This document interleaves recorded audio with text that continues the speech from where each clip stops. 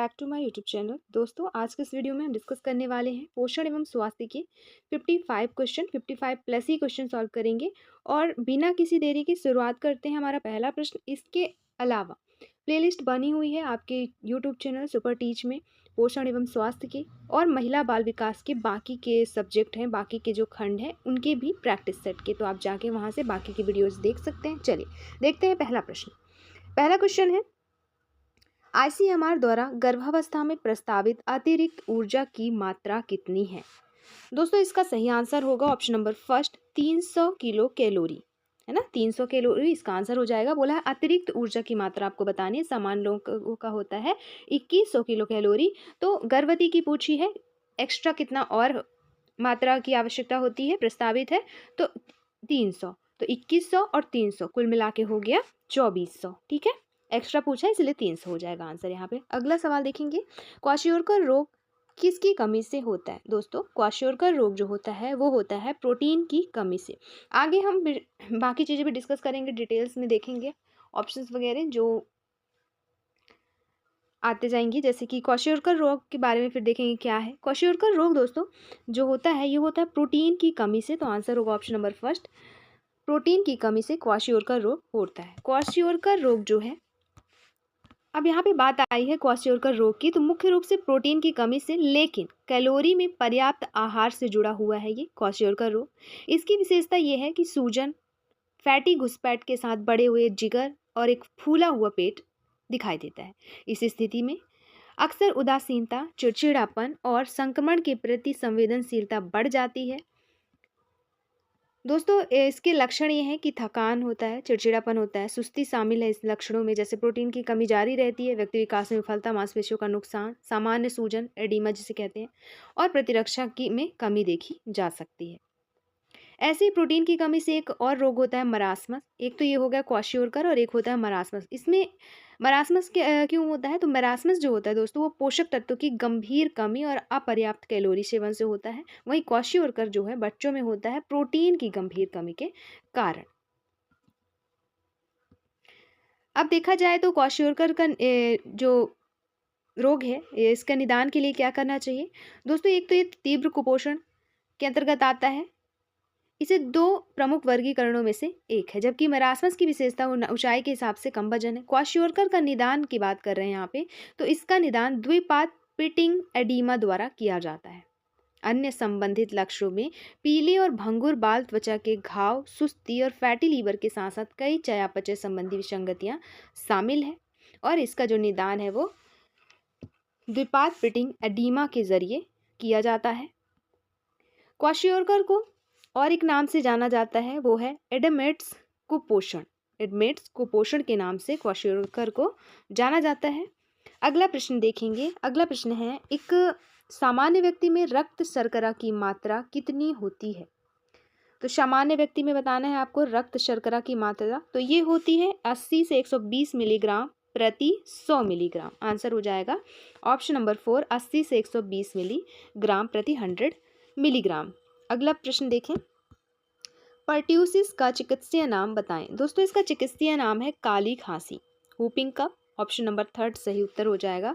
Pertussis का जो है चिकित्सीय नेम है काली खांसी।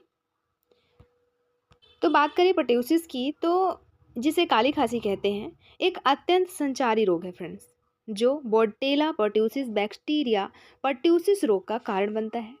खांसने या छींकने से निकलने वाली बड़ी सांस की बूंदों के माध्यम से काली खांसी एक व्यक्ति से दूसरे व्यक्ति में फैलती है। इन बूंदों में बैक्टीरिया होते हैं जो पर्ट्यूसिस टॉक्सिन पैदा करते हैं, जिस कारण ये रोग होता है।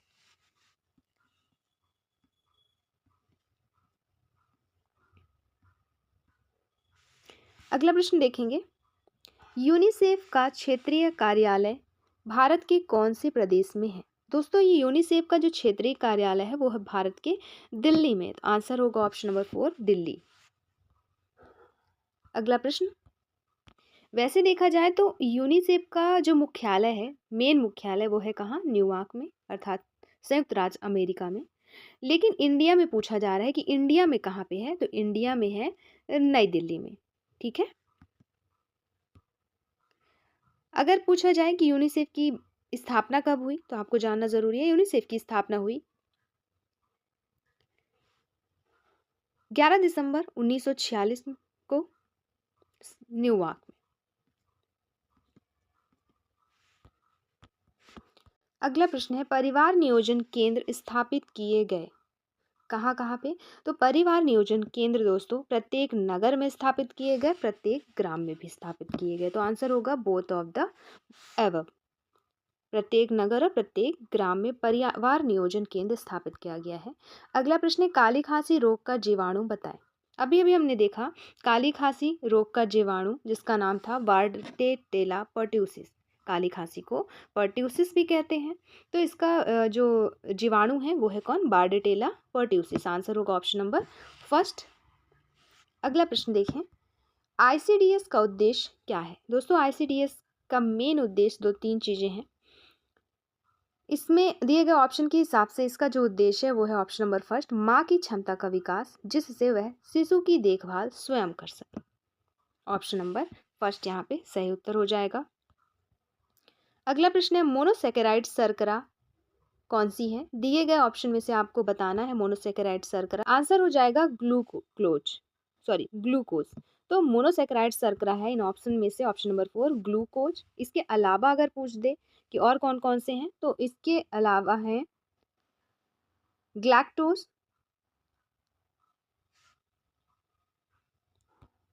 फैक्टोज, है ना, तो ये और ग्लूकोज। तो तीन हो गए मोनोसेकेराइड के, ग्लूकोज, ग्लैक्टोज और फ्रैक्टोज। अगला प्रश्न देखें, बीवेक वैक्सीन किस रोग को नियंत्रित करते हैं। दोस्तों वीवेक वैक्सीन जो होते हैं वो हेपेटाइटिस को नियंत्रित करते हैं। आंसर हो जाएगा आपका ऑप्शन नंबर सेकंड, हेपेटाइटिस। अब यहाँ पे बात आई है बीवेक वैक्सीन की। तो बीवेक वैक्सीन जो है वो 1 ml में हेपेटाइटिस बी होता है, जिसका उपयोग हेपेटाइटिस बी की जो बी संक्रमण होता है, हेपेटाइटिस बी का जो यकृत को प्रभावित करता है उसको रोकने के लिए इसका प्रयोग किया जाता है। किसका, बीवेक वैक्सीन का।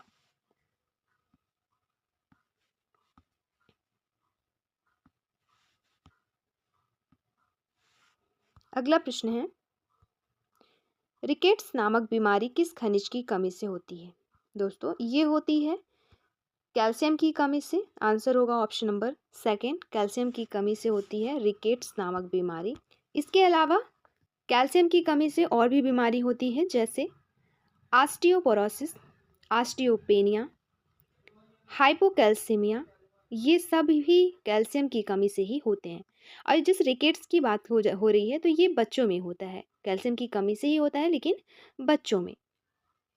इसमें होता ये है कि हड्डियां जो होती हैं वो कमज़ोर हो जाती हैं, फ्रैक्चर का जोखिम बढ़ जाता है और मांसपेशियों में ऐंठन होती है। साथ ही साथ तंत्रिका और मांसपेशियों के खराब कामकाज से इससे जुड़े और लक्षण भी हो सकते हैं, और भी चीज़ें तकलीफदेह होती है इसकी कमी से। और कैल्शियम कौन से फल खाने से बढ़ते हैं, तो वो हो गए कीवी, नारियल, आम, जायफल, अनानास, सीताफल। खूब सारा कैल्शियम पाया जाता है। अगर आप में कैल्शियम की कमी है तो ये फल आप खा सकते हैं, ये स्रोत हैं कैल्शियम की। अगला प्रश्न देखेंगे, HIV विषाणु से कौन सा रोग होता है। दोस्तों इस विषाणु से होता है एड्स रोग। आंसर हो जाएगा ऑप्शन नंबर फर्स्ट, एड्स।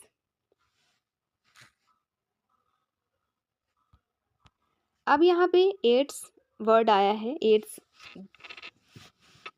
रोग आया है, तो एड्स का फुल फॉर्म पूछा जाता है हमेशा, तो इसका फुल फॉर्म आपको पता होना चाहिए। इसका फुल फॉर्म होता है अक्वायर्ड इम्यूनो डेफिशिएंसी सिंड्रोम, इसका फुल फॉर्म है। और HIV विषाणु का भी फुल फॉर्म है, तो HIV का फुल फॉर्म हुआ ह्यूमन इम्यूनो डेफिशिएंसी वायरस। ये वायरस है जिस कारण एड्स होता है। एड्स एक तरह का संक्रामक यानी कि एक से दूसरे को और दूसरे से तीसरे को होने वाली एक गंभीर बीमारी है।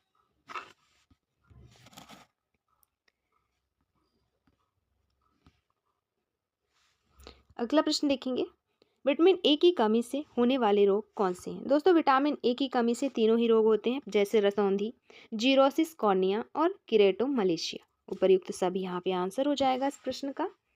तीनों ही रोग विटामिन ए की कमी से होते हैं। अगला प्रश्न है, अतिसार की स्थिति में शरीर में किस तत्व की कमी होती है?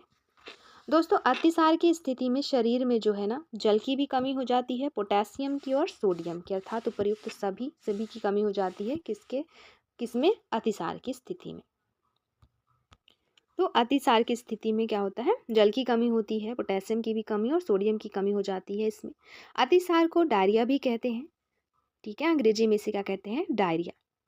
इसमें या तो बार बार मल त्याग करना पड़ता है या मल बहुत पतले होते हैं, या दोनों ही स्थितियां हो सकती है अतिसार की स्थिति में। दोस्तों पतले दस्त जिनमें जल का भाग अधिक होता है, थोड़े थोड़े समय के अंतर से ये आते रहते हैं। अतिसार का मुख्य लक्षण और कभी कभी अकेला लक्षण है विकृत दस्तों का बार बार आना। इसका कारण है ये अंतड़ियों में अधिक द्रव के जमा होने, अंतड़ियों द्वारा तरल पदार्थों को कम मात्रा में अवशोषित करने, या अंतड़ियों के में मल के तेजी से गुजरने की वजह से होता है।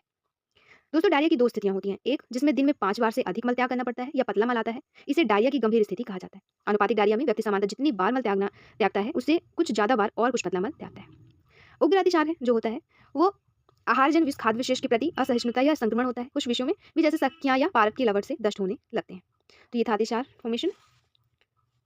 देखेंगे अगला सवाल, मनुष्यों में बेरी बेरी रोग किसकी कमी से होता है? दोस्तों बेरी बेरी रोग होता है विटामिन बी की कमी से। विटामिन बी की बात हो रही है तो इसका रासायनिक नाम होता है थायमिन, और इसकी कमी से होती है बेरी बेरी रोग।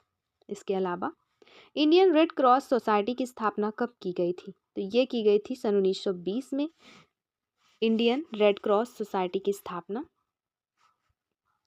अगला सवाल, यहाँ पे सवाल था इंडियन रेड क्रॉस सोसाइटी की स्थापना की तो 1920 में हुई थी। अगर सिर्फ पूछता इंडियन ना लिखा होता और पूछता रेड क्रॉस सोसाइटी की स्थापना कब हुई, तो अब वहाँ पे आपको बताना रहता 1863 में। किसके द्वारा की गई? तो हेनरी ड्यूनेंट के द्वारा की गई, जिनेवा में। अगला प्रश्न देखेंगे, एक स्वस्थ शिशु का वजन 1 वर्ष की आयु पर कितना होता है? दोस्तों 1 वर्ष की आयु पर एक स्वस्थ शिशु का वजन उसके जन्म के वजन का 3 गुना होता है। वहीं अगर 6 महीने में पूछता तो 2 गुना होता है। अगला प्रश्न है, चेचक का टीका सर्वप्रथम किसने बनवाया था? दोस्तों चेचक का टीका सर्वप्रथम बनवाया था जेनर ने, एडवर्ड जेनर पूरा नाम है। एडवर्ड जेनर ने चेचक के टीके को सर्वप्रथम बनाया, और कब? तो 1796 में। दोस्तों चेचक का टीका विश्व का पहला टीका है। टीका और टीकाकरण शब्द वेरियोला टीका से लिया गया। यह शब्द जेनर द्वारा गोमसोरिका काउपॉक्स को निरूपित करने के लिए गढ़ा गया। एडवर्ड जेनर को इम्यूनोलॉजी के जनक के रूप में भी जाना जाता है। तो यहाँ पे क्वेश्चन ये था कि चेचक का टीका सर्वप्रथम किसने बनाया? तो आंसर हो जाएगा एडवर्ड जेनर ने। कब? 1796 में। अगला प्रश्न है, निम्न में से किस रोग को बंद जबड़ा भी कहते हैं? तो यहाँ पे आंसर होगा ऑप्शन नंबर 4, टिटनेस को बंद जबड़ा भी कहते हैं, क्योंकि टिटनेस जब हो जाता है, मतलब टिटनेस से आप संक्रमित हो जाते हैं, तो आपका जो जबड़ा है वो नहीं खुलता, खुलने में दिक्कत होती है। तो यहाँ पे आंसर होगा टिटनेस। टिटनेस को दोस्तों धनुष स्तंभ भी कहते हैं, धनुष टंकार भी कहते हैं, और यह एक संक्रामक रोग है जिसमें कंकाल पेशियों को नियंत्रित करने वाली तंत्रिका कोशिकाएं प्रभावित होती हैं। और ये जो जिस बैक्टीरिया के कारण होता है ये टिटनेस, वो है क्लास्ट्रीडियम टिटेनी। यह एक व्यक्ति से दूसरे व्यक्ति में नहीं फैलता, यह उन लोगों में होता है जिनकी त्वचा या गहरे ऊतक में घाव या छेद हुआ हो।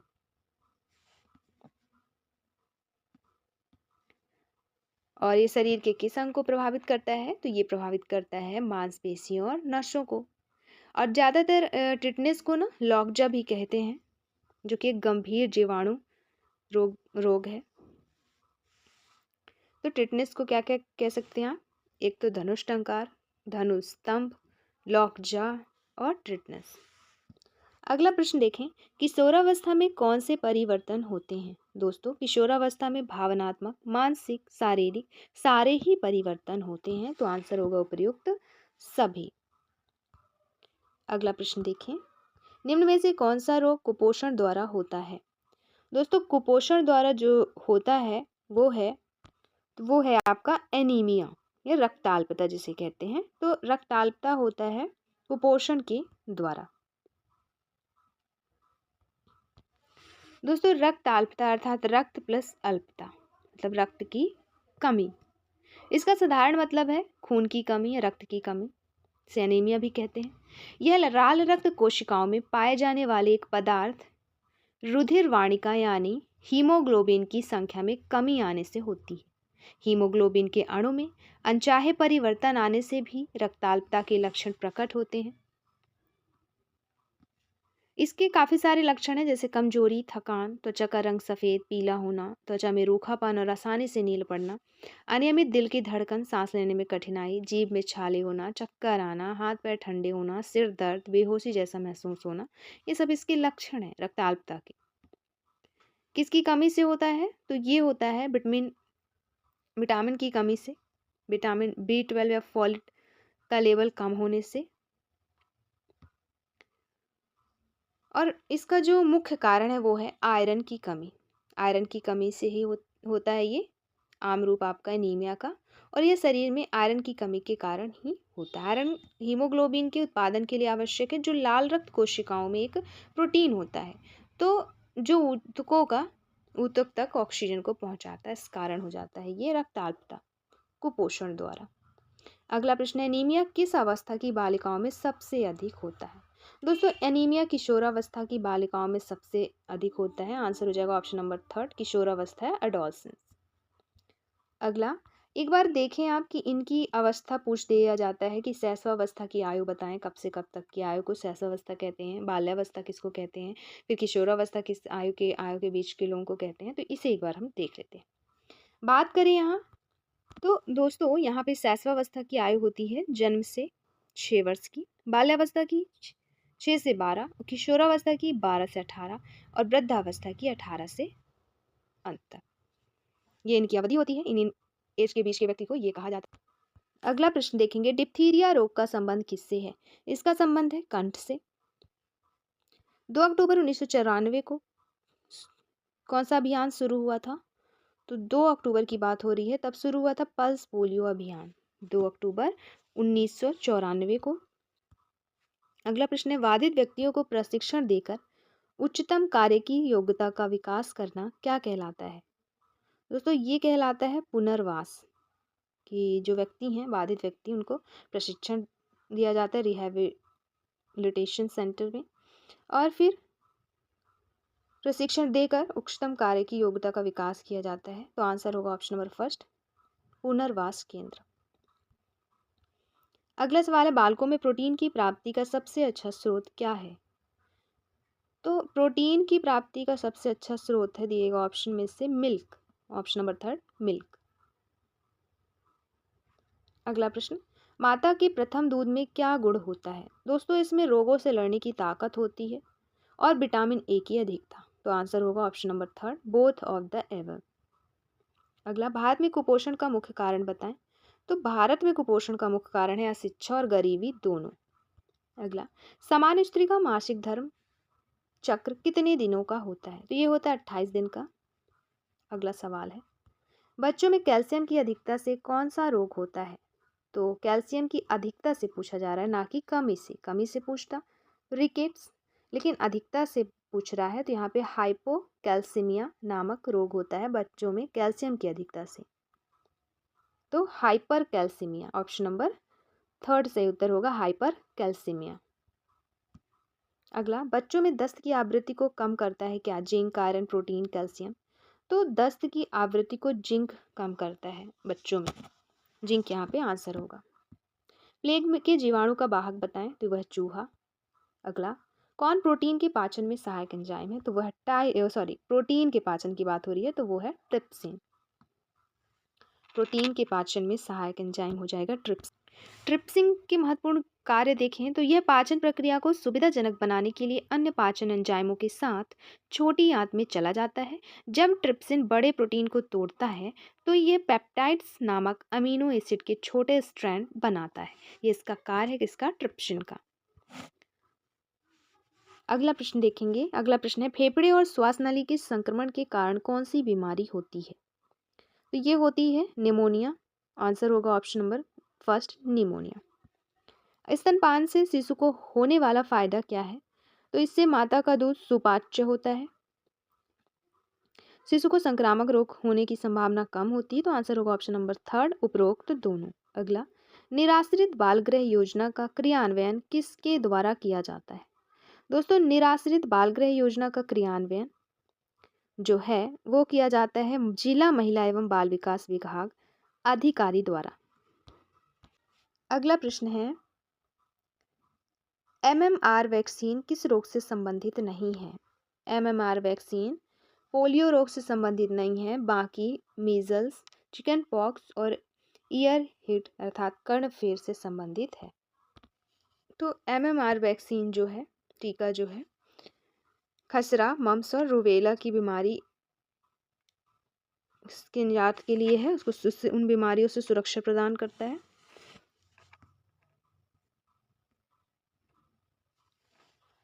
ऑप्शन में लिखा मिल सकता है आपको, खसरा, मीजल्स, कंठमाला, ये कर्णफेर। अगला प्रश्न देखें,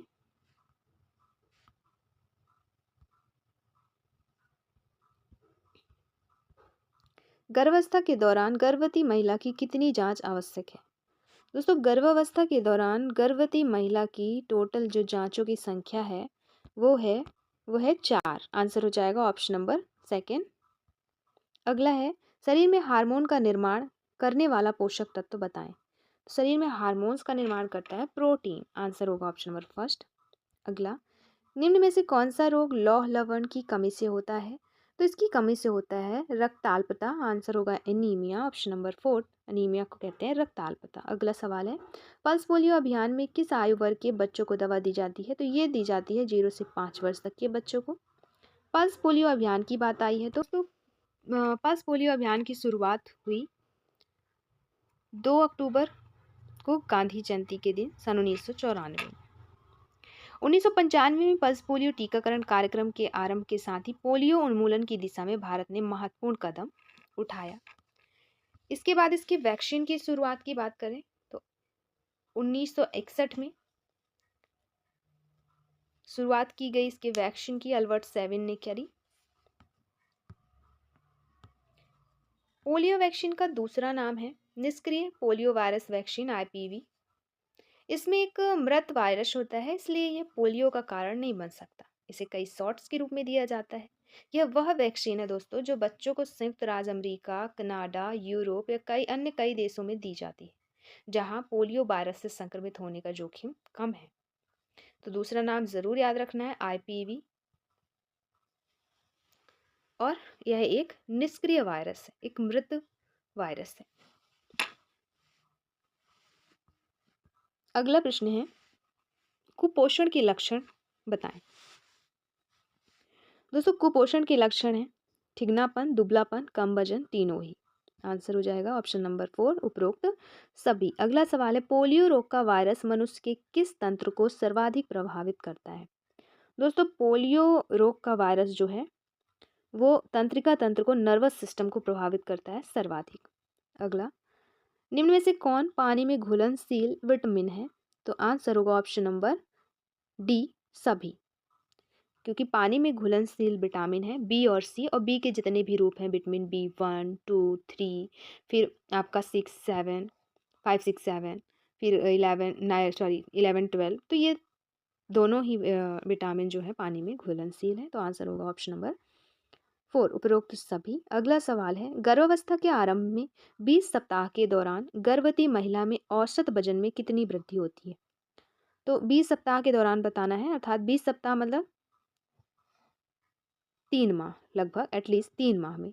तो आरंभ के 3 माह में कितना किलोग्राम वृद्धि होती है वजन में? तो ये होती है 2.5 किलोग्राम की वृद्धि, 2.5 किलोग्राम की वृद्धि। और अंत तक अगर पूछे पूरा गर्भावस्था के दौरान कितने किलो की वृद्धि होती है, दोस्तों 12 से 13 किलो की वृद्धि होती है पूरे गर्भावस्था के दौरान। अगला प्रश्न है, सूर्य के प्रकाश से कौन सा विटामिन प्राप्त होता है? तो इससे प्राप्त होता है विटामिन डी। इसका रासायनिक नाम पूछते अगर आपसे तो आपको बताना है कैल्सीफेरॉल।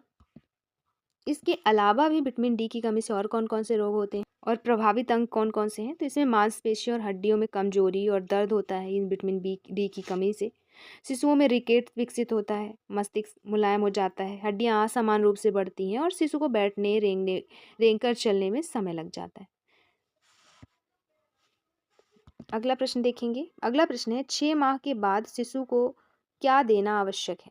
तो 6 माह के बाद की बात हो रही है, तो उसके बाद आपको पूरक आहार देना आवश्यक है। यहाँ पे पूरक आहार, पूर्ण आहार में आपको कंफ्यूजन हो जाएगी। कंप्लीट फूड नहीं देना है, सप्लीमेंट्री फूड देनी है। आंसर होगा क्या? ऑप्शन नंबर फर्स्ट, पूरक आहार।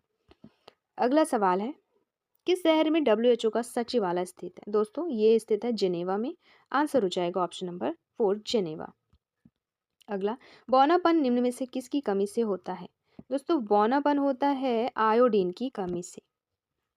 तो आयोडीन की कमी से होगा आपका बौनापन। अगला प्रश्न, निम्न में से कौन रक्त का थक्का जमाने वाला विटामिन है, सहायक विटामिन है। तो आंसर होगा विटामिन के। इसका रासायनिक नाम अगर पूछ दे तो इसका रासायनिक नाम होता है फिलिक्विनोन, फिलिक्विनोन। ठीक है। अगला है, निम्न में से कौन हड्डियों के विकास के लिए सहायक है। तो फास्फोरस है हड्डियों के विकास के सहायक। अगला और अंतिम सवाल है इस वीडियो का, स्तनपान कराने वाली माँ को आहार में प्रतिदिन प्रोटीन की कितनी मात्रा आवश्यक होती है। तो ये आवश्यक होती है प्रोटीन में प्रतिदिन स्तनपान कराने वाली महिला को 70 ग्राम प्रोटीन की पर डे।